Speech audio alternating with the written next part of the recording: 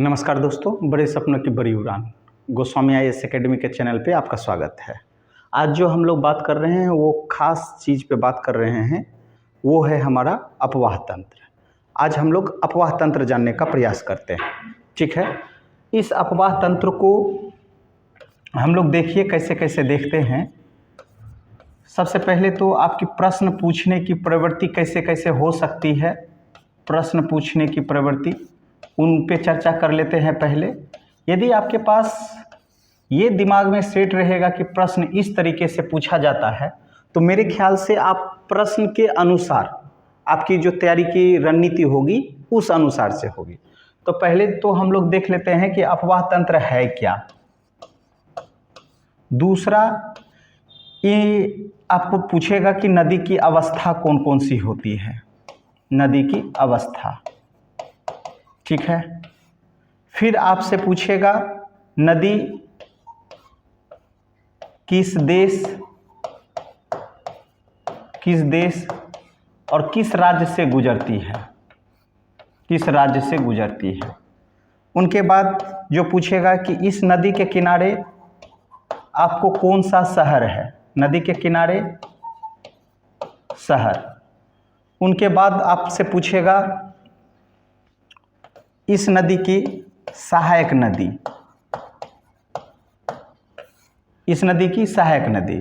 इतने हैं जो आपको प्रश्न बनने की प्रवृत्ति होती है। और विगत आप 10 वर्षों का अध्ययन करते हैं यूपीएससी या बीपीएससी या कोई भी स्टेट पीसीएस, तो आपको इस तरीके की प्रवृत्ति, आपको क्वेश्चन आपको दिखाई देगा। ठीक है, ये इस प्रवृत्ति को अपने दिमाग में जोहदादत कर ले, सेट कर ले कि प्रश्न इसी तरीके से पूछा जाता है। और साथ ही साथ यदि ये नदियों के किनारे शहर को भी ध्यान में रखेंगे और जो इनकी सहायक नदी है वो भी आप ज़्यादा ध्यान रखेंगे। उसके बाद इस सहायक नदी के साथ ही जो है आपको नदियों का क्रम पूछा जाता है, नदियों का क्रम पूछा जाता है। तो ये आपका प्रवृत्ति हुआ जो प्रश्न पूछा जाएगा। अब हम लोग इन बातों को छोड़ते हुए हम लोग मेन बात क्या कर रहे हैं आज आपका ये है कि एक चीज़ आप लोग दिमाग में सेट कर लीजिए, जो हम लोग नदी पढ़ेंगे उस नदी को ए टू जेड इस एंगल से पढ़ेंगे कि आपको कोई भी एंगल से यदि प्रश्न आ जाए तो मतलब कोशिश ये रहेगा कि आप उस प्रश्न को गलत नहीं करेंगे। अब देखिए कैसे कैसे। सबसे पहले तो दिमाग में ये सेट कीजिए, अपवाह तंत्र कहते किसको हैं। यदि हम बोलेंगे अपवाह तंत्र, तो अपवाह तंत्र किसको कहेंगे। यदि एक लाइन में हम लोग ये बोलें अपवाह तंत्र किसे कहें, तो इसका मतलब क्या होता है, नदी, झील, झरना, ये सबका अपनी एक निश्चित क्षेत्र होती है और निश्चित क्षेत्र होती है जिसे हम लोग क्या कहते हैं, अपवाह तंत्र कहते हैं। अर्थात नदियों का हो, चाहे झील का हो, चाहे झरना का हो, तो ये सभी हम लोग क्या देखेंगे, अपवाह तंत्र में। तो आज इस अपवाह तंत्र में हम लोग जो देखेंगे, सबसे पहले किनको देखेंगे, तो नदी को देखेंगे। सबसे पहले किनको देखेंगे, तो नदी को देखेंगे। इस नदी में इनका ओरिजिन स्थल से लेकर के लास्ट जहां मिलती है उन सब के बीच में क्या क्या घटनाएं घटती है और क्या क्या स्थलाकृतियां बनती है, इन सभी का अध्ययन हम लोग इसमें करेंगे।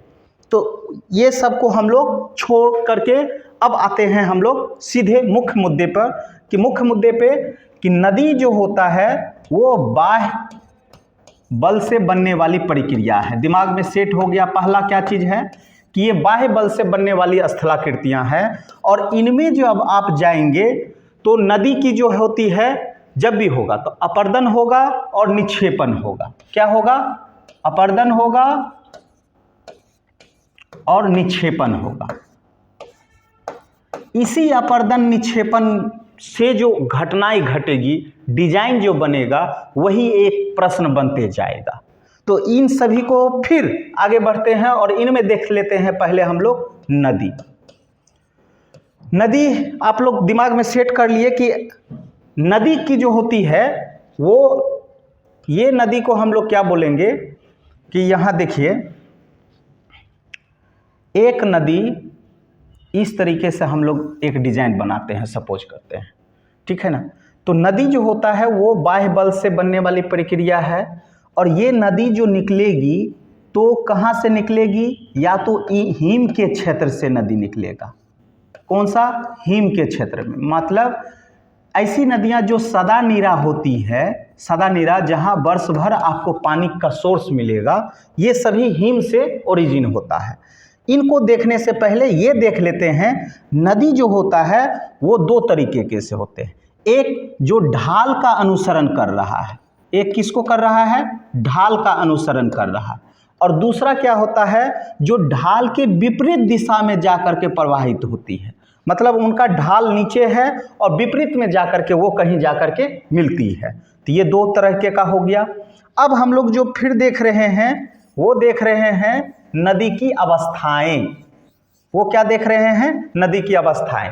अब आप लोग यहाँ ध्यान में देखिए, मेरे पास जो ये फोटो लगा हुआ है, नंबर 1 फोटो आपका, 1 नंबर हमने ये दिखाने का प्रयास किया, दूसरा नंबर ये, और तीसरा नंबर ये आपका प्रक्रिया हो गया। ये जब हम नदी की अवस्थाएं देखेंगे तो इनको देखिए,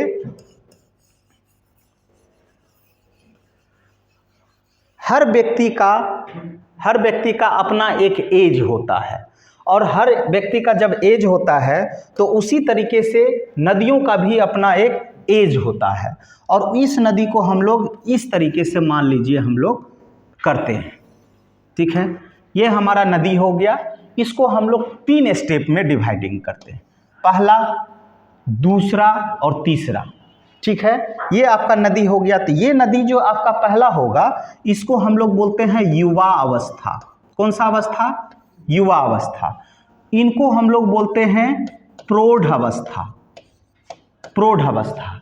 और इनको हम लोग बोलते हैं वृद्ध अवस्था, वृद्ध अवस्था। अब ध्यान में रखिएगा, सेट कर लीजिए, आदमी का भी यही होता है। युवा में आप ही बताइए कि उमंग ज़्यादा रहता है, ठीक है ना। युवा में हर कार्य करने की क्षमता अधिक होती है।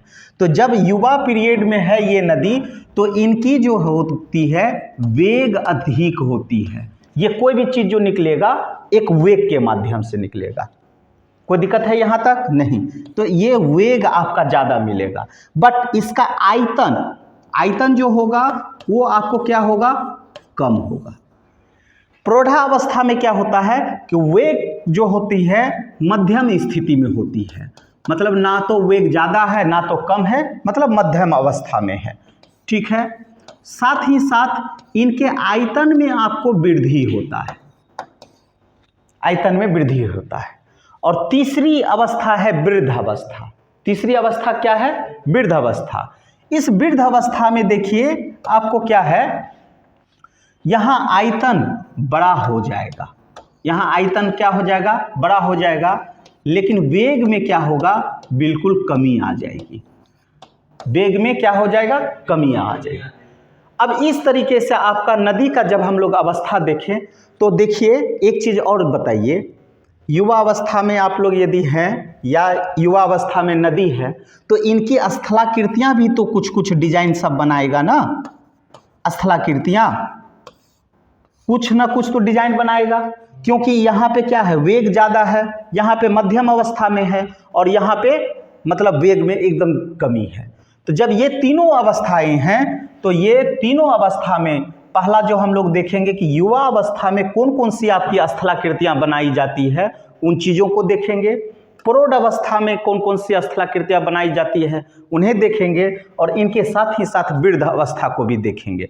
तो हमने ये दोनों चीज़ आपको इन फिगर के माध्यम से दिखाने का प्रयास किया। ये मेरा ओरिजिन प्लेस हुआ जहाँ से इनका उद्गम होता है। तो देख लीजिए, यहाँ पे वेग आपको कम मिलेगा, यहाँ आपको वेग में मध्यम अवस्था रहेगा, और यहाँ आपका स्लो अवस्था में रहेगा। तो ये आप 1 नंबर में हम लोग क्या ले सकते हैं? नदी का युवा अवस्था। दूसरे में हम लोग क्या ले सकते हैं? प्रौढ़ अवस्था। और तीसरे को हम लोग क्या ले सकते हैं? वृद्ध अवस्था। तो ये आपका मध्यम हुआ। अब एक एक करके हम लोग देखते चलते हैं कि युवा अवस्था में इनकी स्थलाकृतियाँ क्या होती है, और इन अवस्था को देखने के बाद हम लोग यह देखेंगे कि ये जा कर के कहाँ मिलती है, कैसे मिलती है, ये सभी घटनाएं घटेगी।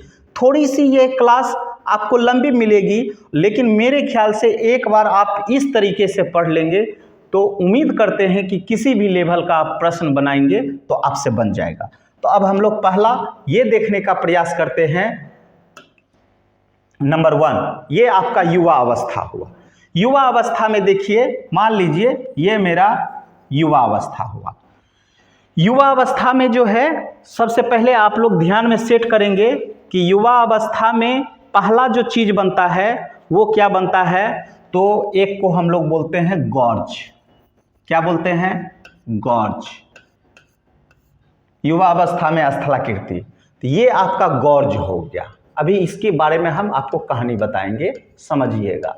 ये आपका गॉर्ज हो गया। दूसरा जो होता है इसको हम लोग बोलते हैं भी आकार की घाटी। इनको हम लोग क्या बोलते हैं? भी आकार की घाटी। तीसरा जो है ये आपका है, इसको हम लोग लिख देते हैं आपको यहां, भी आकार की घाटी।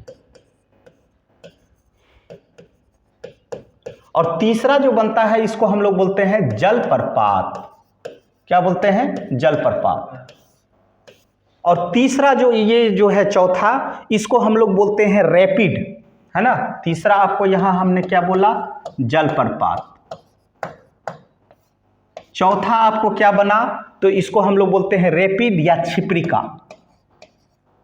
रैपिड या क्षिप्रिका। और लास्ट जो डिजाइन है इसको हम लोग बोलते हैं पलंग पुल, है ना। इसको हम लोग क्या बोलते हैं? पलंग पुल। ये जो स्थलाकृतियां हैं ये सभी स्थलाकृतियां नदी की प्रथम अवस्थाएं अर्थात युवा अवस्था में बनती है। अब देखिए हम लोग गॉर्ज को देखते हैं। सबसे पहले किसको देखते हैं हम लोग? गॉर्ज को। अब आते हैं, ये देखिए आपका नदी हो गया, सबसे पहले गॉर्ज, उसके बाद भी आकार देखेंगे। तो गॉर्ज जो होता है आप ध्यान रखेंगे कि एक लंबवत आपको पहाड़ी चट्टान मिलेगा, ठीक है ना। इस चट्टान में ये कठोर चट्टान है, ये भी कठोर चट्टान है। जो मुलायम चट्टानें होती है वो मुलायम चट्टान आपको वहां से घिसका दिया जाता है, इसलिए कि यहाँ तो वेग ज्यादा है, और वेग ज्यादा होने के कारण क्या होता है, यहाँ से मुलायम चट्टान को हटा दिया जाता है और दोनों तरफ कठोर चट्टान स्थित हो गए। इस डिजाइन की आकृति को हम लोग क्या कहेंगे? गॉर्ज कहेंगे। इस डिजाइन की आकृति को हम लोग क्या कहेंगे? गॉर्ज कहेंगे। जैसे मान लीजिए यही गॉर्ज जो होता है आपको आई प्रकार का घाटी बन जाता है। देखिए आपको लेटर के अनुसार आई नजर आ रहा होगा, यदि आप इसको सीधा कर देंगे तो आपको आई प्रकार की घाटी आ जाएगा। इन्हें आप गॉर्ज बोलिए या आई प्रकार की घाटी बोलिए। दिमाग में सेट हो गया पहला गॉर्ज। और ऐसा जो आपको मिलेगा ये गॉर्ज आपको सिंधु नदी भारत में प्लस ब्रह्मपुत्र नदी में ये गॉर्ज आपको ज़्यादा देखने को मिलेगा। क्लियर है? दिमाग में हमारे ख्याल से सेट हो गया कि गॉर्ज किसको कहते हैं? जब लंबवत रूप से कठोर चट्टानें होती हैं तो मुलायम चट्टान को अपर्दित कर देती है, और अपर्दित करने के बाद जो स्थलाकृतियां बनती है उसे हम लोग क्या कहते हैं? गॉर्ज कहते हैं, या इन्हीं को हम लोग आई प्रकार की घाटी कहते हैं। ऐसा हमें भारत में भी देखने को मिलता है। गॉर्ज वो कहाँ दिखाई देता है? सिंधु और ब्रह्मपुत्र की नदियों के क्षेत्र में। चलिए यहाँ तक मेरे ख्याल से कोई दिक्कत नहीं है। चलिए दूसरा है भी आकार की घाटी। दूसरे प्रकार की जो है भी आकार की घाटी। अब भी आकार की घाटी को समझिए। भी आकार के घाटी आपको डिजाइन से लग रहा होगा, ये देखिए आपको इस तरीके से एक पर्वत हो गया, दूसरा ये हो गया, और इनके बीच से एक नदी गुजर रही है। तो एक तरीके से आप लोग भी इस तरीके से बनाते हैं ना, तो भी आकार की घाटी ऐसा हो गया कि इसको हम लोग सीधे बोल सकते हैं कि पर्वत का ऊपरी ढाल जो कठोर चट्टान से निर्मित है, साथ ही साथ अपर्दन के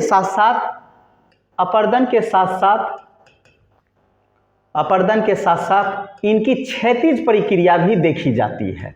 क्षैतिज, ये क्षैतिज हॉरिजॉन्टल रूप से आपको दिखाई देता है। बात समझ में आया? तो ये आपका क्या हो गया? भी आकार की घाटी। मेरे ख्याल से भी आकार की घाटी क्या होगा आप समझ लीजिए, फिर समझ लीजिए कि दो पर्वतों के बीच अर्थात कठोर चट्टानों के बीच बनने वाली जो अपरदित घटनाएं होती है उन्हें हम लोग क्या कहते हैं, भी आकार की घाट।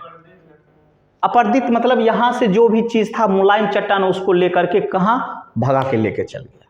क्लियर है। अब आगे चलते हैं, हमारा तीसरा है जलप्रपात, है ना। जलप्रपात को क्या कहते हैं, देखिए जब मेरा पर्वत, ये मेरा पर्वत है, ये मेरा क्या है, कठोर चट्टान है, ये क्या है, मेरा कठोर चट्टान है, कठोर चट्टान है, कठोर चट्टान, कठोर चट्टान पे और मुलायम चट्टान मान लो जी, ये हर जगह आप लोग देखेंगे एक ही बात, यहां से लेकर के यहां तक कठोर और मुलायम चट्टान का ही घटना होते रहेगा। कठोर और मुलायम चट्टान की एक लंबवत श्रृंखला होती है, लंबवत श्रृंखला होती है। इसमें मुलायम चट्टान क्या हो जाएगा, हट जाएगा, मुलायम चट्टान हट जाएगा और पानी जो है क्या होगा, एकाएक नीचे गिर जाएगा, एकाएक क्या करेगा, नीचे गिर जाएगा। तो ये अचानक आकस्मिक रूप से जो पानी गिरती है उसे हम लोग क्या कहते हैं, जलप्रपात। मेरे ख्याल से समझ में आ गया। जलप्रपात किसको कहेंगे, चट्टान का ऊपरी हिस्सा जो कठोर चट्टान से बना होता है, उनके साथ ही साथ मुलायम चट्टान भी वहां अवस्थित रहती है, लेकिन पानी का सोर्सेस क्या होता है कि उस कठोर चट्टान जो है, कठोर चट्टान से जब पानी गिरती है तो मुलायम चट्टान को एकाएक हटा देता है, और आकस्मिक रूप से जब पानी गिर जाती है तो उसे हम लोग क्या कहते हैं, जलप्रपात। क्या कोई दिक्कत है, नहीं। चलिए नेक्स्ट, तीसरा है रैपिड या छिपरिका। चौथे नंबर में हम लोग देखिए रैपिड या छिपरिका। ये पर्वत की ढाल पर, ये पर्वत की ढाल पर, ये पर्वत की ढाल पर है बाबू, पर्वत की ढाल पर जब कठोर चट्टान और मुलायम चट्टान लंबवत रूप से रहती है, लंबवत रूप से रहती है और उसकी एक लंबी श्रृंखला हो, एक लंबी श्रृंखला हो, तो उसे हम लोग क्या कहेंगे, रैपिड या छिपरिका। बात समझ में आया। पर्वत के ढाल पर कठोर और मुलायम चट्टान के बीच जब एक लंबी श्रृंखला हो तो उसे हम लोग क्या कहेंगे, रैपिड या छिपरिका। मेरे ख्याल से कहीं कोई दिक्कत नहीं। चलिए नेक्स्ट, पलंग पुल। पलंग पुल इस तरीके से देखिए, आप लोग जो पलंग पुल बनाते हैं इस तरीके से आपका पलंग पुल हो गया। यहाँ जो पहाड़ी हिस्सा है तो ये देख लीजिए, आपको वाटरफॉल हुआ, वाटरफॉल के बाद आपका क्या बना, रैपिड या छिपरिका, और लास्ट वाला ये वाला हिस्सा देखिए आपको पलंग के जैसा बन गया है, मतलब आराम कुर्सी के तरह। तो ये स्थलाकृतियां जो बनेगी वो कहाँ बनेगी, नदी की युवा अवस्था में। कहाँ बनेगी, नदी की युवा अवस्था में। अब हम लोग चलते हैं नेक्स्ट, नेक्स्ट चलते हैं, ये आपका हो गया नदी की प्रौढ़ अवस्था। नदी की प्रौढ़ अवस्था को इस तरीके से समझते हैं, ऐसे करके, ये आपको तो यहाँ है ही, ये हम आपको एक क्षेत्र बनाएं, ठीक है, इस तरीके से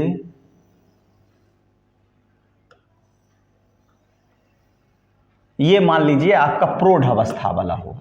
तो प्रौढ़ अवस्था में खास बात क्या आपको दिखाई दिया था, उधर हम क्या बताए थे, इनका वेग क्या होगा, मध्यम स्थिति में होगा, आयतन युवा अवस्था से थोड़ा बड़ा होगा, ये आपको क्या हो गया, पानी हो गया, ये आपको क्या हो गया, बाढ़ का क्षेत्र हो गया। इसको हम लोग क्या बोलेंगे, बाढ़ का क्षेत्र, ठीक है। यहां पे देखिए इस तरीके से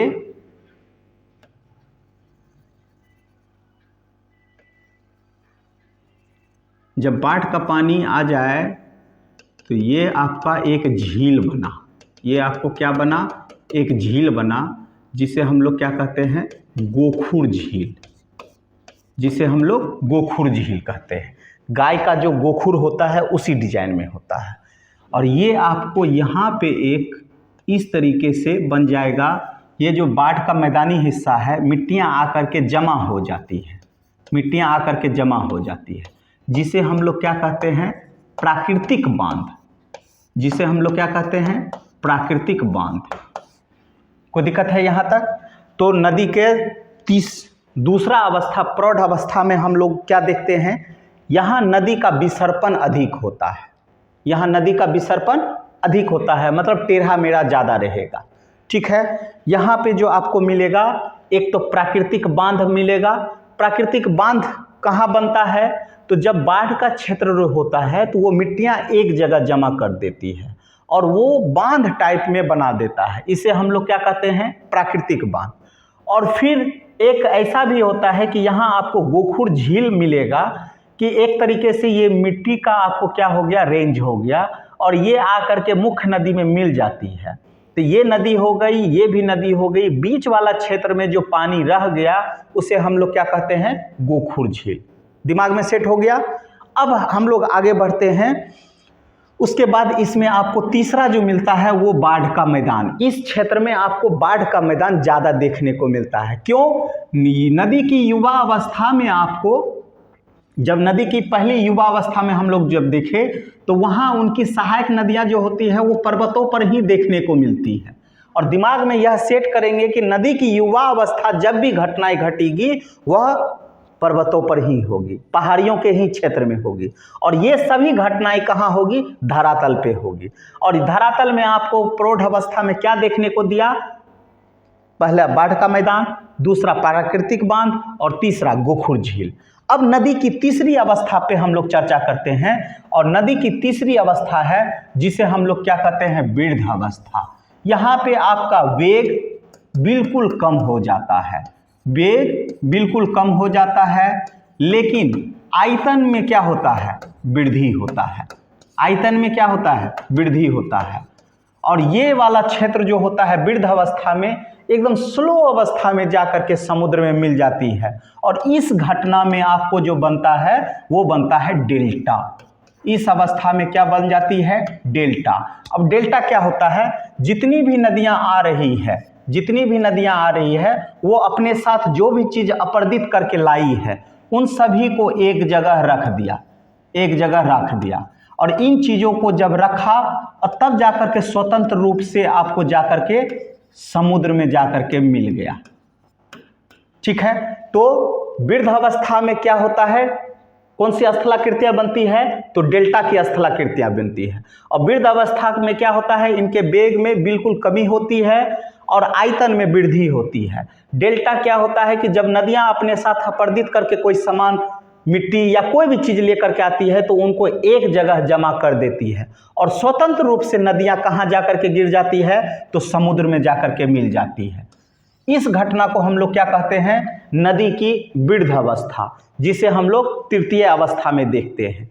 ये आपका हो गया नदी की जब अवस्थाएं देखें तो नदी की अवस्थाएं में आपको पहला आपको क्या दिखाई दिया बाबू, पहला तो आपको यही चीज़ दिखाई दिया कि नदी का जो ओरिजिन होता है तो वो आपको तीन तरीके से, युवा, प्रौढ़ और वृद्धावस्था। युवा अवस्था जो होता है वो पहाड़ी वाले क्षेत्र में होता है, ये थोड़ा सा धरातलीय हिस्सा में होता है, और ये तो बिल्कुल धरातलीय हिस्सा में होता है। यहाँ वेग में कमी होती है, यहाँ वेग में तीव्रता होती है, सॉरी यहाँ वेग में बिल्कुल कमी हो जाती है और वेग में तीव्रता आपको यहाँ देखने को मिलेगी। तो यहाँ का जो डिजाइन बनता है, यहाँ जो स्थलाकृतियाँ बनती है, यहाँ जो स्थलाकृतियाँ बनती है और यहाँ जो स्थलाकृतियाँ बनती है, इन तीनों को ही हम लोगों ने देखा। किस में देखा, तो पहला में हमने देखा युवावस्था। युवावस्था में जो स्थलाकृतियाँ बनती है वो क्या कहलाता है, गॉर्ज। दूसरा भी आकार की घाटी, तीसरा जलप्रपात, रैपिड और पलंग पुल। आपको इस बारे में हम पूरे घटना बता चुके हैं, ये सभी आपको पहाड़ी क्षेत्र की घटनाएं हैं। दूसरी अब हम लोग देखते हैं प्रौढ़ अवस्था, ये धरातलीय हिस्सा में है और धरातलीय हिस्सा में आपको इस तरह की घटनाएं घटती है जहां प्राकृतिक बांध, गोखुर झील और बाढ़ का क्षेत्र बनता है। तो वहीं इनकी तीसरी अवस्था है जिसे हम लोग बोलते हैं वृद्ध अवस्था। और वृद्ध अवस्था में जो नदियां होती है वो डेल्टा का निर्माण करती है या डेल्टा स्थलाकृतियां बनती है। ये आपका हो गया नदी की अवस्था। अब जो हमारी रहेगी ये नदी की अवस्थाएं में हम लोगों ने जो देखा वो देखा, और इनके साथ ही साथ इनको भी हम लोग देख लेते हैं कि कोई भी नदी का जो ओरिजिन होता है वो हिम क्षेत्र से होता है, जिसे आप लोग क्या कहते हैं, ग्लेशियर। ग्लेशियर जो कहते हैं वो आपको ऊंचाई के चट्टान पर आपको ये बर्फ का जो है परत जमा हुआ रहता है। ठीक है, यही बर्फ का चट्टान जो जमा हुआ है इसे हम लोग कुछ कुछ चीज़ों के नाम से जानते हैं। जैसे हम लोग एक पहला क्या देख लेते हैं कि इसमें आपको जो मिलता है एरिट, इसको हम लोग स्नो कहते हैं। इसकी घटना हम लोग देखेंगे जब इसकी चट्टाने टाइप में बर्फ की जो परतें होती है इसे हम लोग स्नो कहते हैं, स्नो। ठीक है, इसमें एरिट बनेगा। दूसरा आपको एरिट के साथ साथ सर्क झील बनेगा, सर्क झील बनेगा। फिर आपका निलंबन घाटी बनेगा, निलंबन घाटी बनेगा। उसके साथ ही साथ यहाँ पे आपको यू आकार की घाटी बनेगा। ये सभी आपको हम यू आकार की घाटियाँ बनेगी। इनको हम लोग एक एक करके देखेंगे।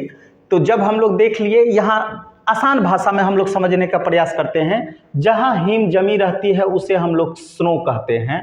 इनके साथ ही साथ एक स्थलाकृति डिजाइन इस तरीके का जो बना रहता है उसे हम लोग सर्क कहते हैं। और यही देखिए आपको क्या हो गया, ये आपको क्या हो गया, यू आकार की घाटी। और आगे चलते हैं तो इसको हम लोग क्या बोलते हैं, निलंबन घाटी। ये जहाँ से नदियाँ का सोर्सेज होता है कि ये हिम पिघलने के बाद नदी का रूप लेगा, और नदी का रूप लेता है तो वो घटनाएं जो होगी वही क्या कहलाएगा, युवा अवस्था। और युवा अवस्था की जो भी घटनाएं घटेगी वो कहाँ घटेगी, पर्वतीय क्षेत्र में घटेगी। मेरे ख्याल से यहाँ तक कोई दिक्कत है? नहीं दिक्कत है। तब अब हम लोग आगे बढ़ते हैं। अब हम लोग स्पेशल जो चलते हैं वो चलते हैं हम लोग भारत में।